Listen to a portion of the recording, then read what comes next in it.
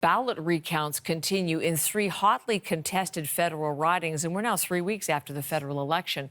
The Liberals right now have 170 seats. The Quebec riding of Terrebonne flipped to the Liberals by a single vote yesterday, so they're 2 seats away from a majority.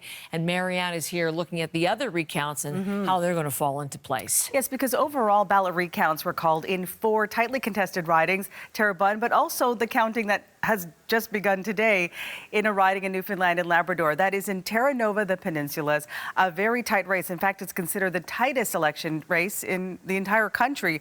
In that case, the Liberal candidate beat the Conservative candidate by only 12 votes. So a razor-thin margin there, the closest again in Canada.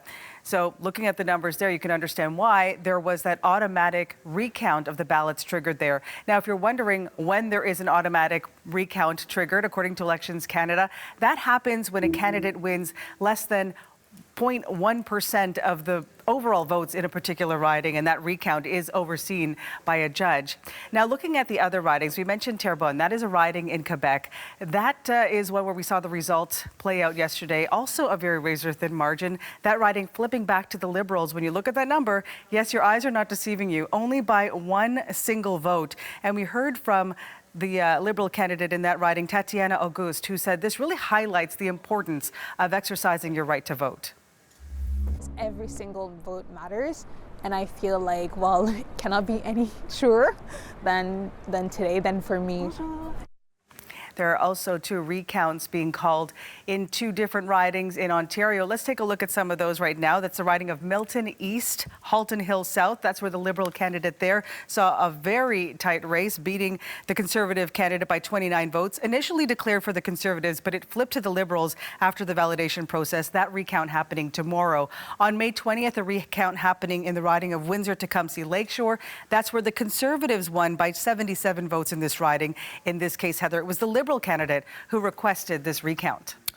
And if these recounts, these 3 remaining, fall for the Liberals in the end, where does that leave the party in terms of majority or minority government? Well, as we know, they have 170 seats so far. They need that magic number of 172, as we know. But looking at the numbers now, even if they're victorious in all of these ridings, 2 of those seats will stay and they would gain 1, which means they would have a total of 171 ridings. When you look at this graphic here, it gives you an idea of how many they would need, and that would leave them 1 short of achieving that majority. And we spoke to political commentator Frédéric Berard about what he thinks of this. That would change the whole dynamic in the parliament, obviously, because when you're a majority government, I mean, you have the right to do whatever you like. You don't need to trade. You don't need to try to influence that party and the other party. You do whatever you like for 4 years. That would make a huge difference for the Liberals, that's for sure. Meanwhile, a very busy morning in that riding of Terra Nova, the Peninsulas. That ballot recounting was set to begin at 9 o'clock local time this morning. And Heather, it is expected to last up to 3 days. Okay, Marianne, thank you very much.